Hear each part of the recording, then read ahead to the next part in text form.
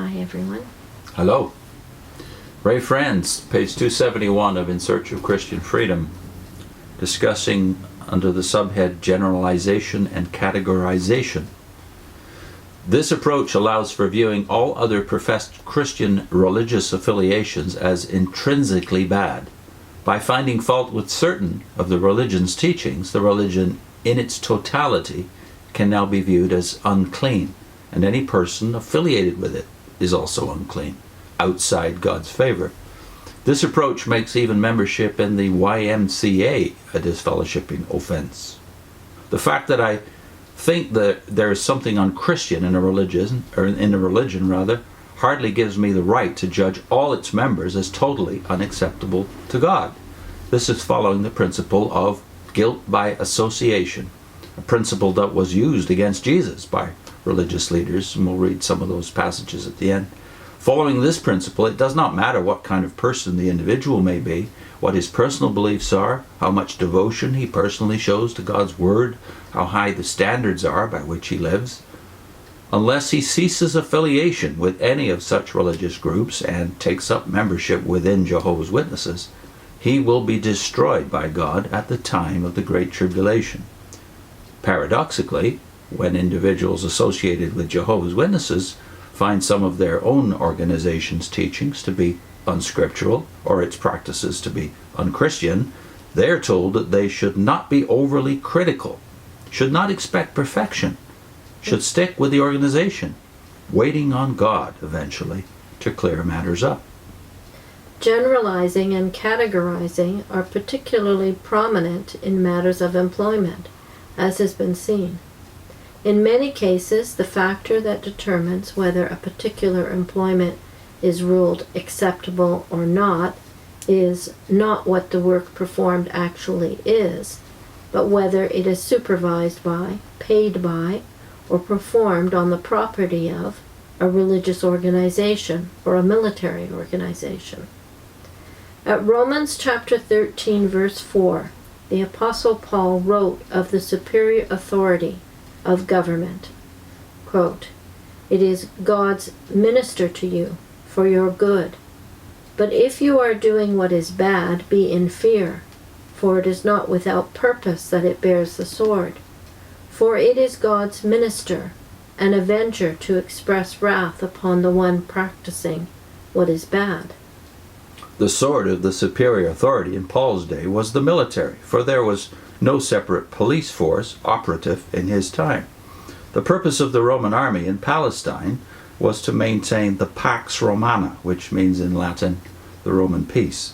And in so doing, it served particularly as a force for peace and order, taking action against lawbreakers.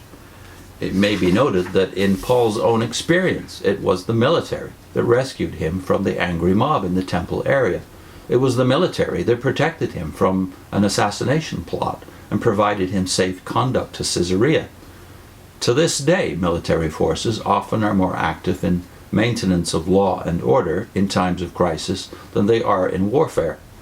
In the Dominican Republic, during my years of service there, many occasions arose when the danger of riots and violence got beyond police control, and it was the military forces that were then brought in to serve as the prime peacekeepers.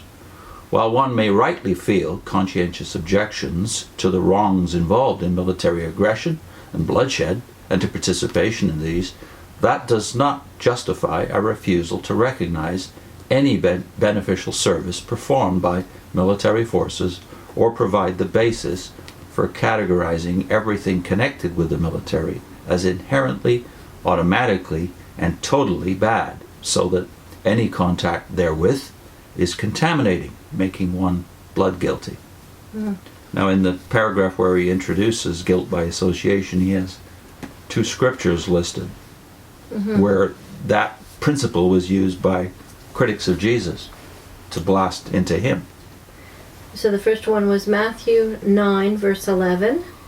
"But on seeing this, the Pharisees began to say to his disciples, 'Why is it that your teacher eats with tax collectors and sinners?'"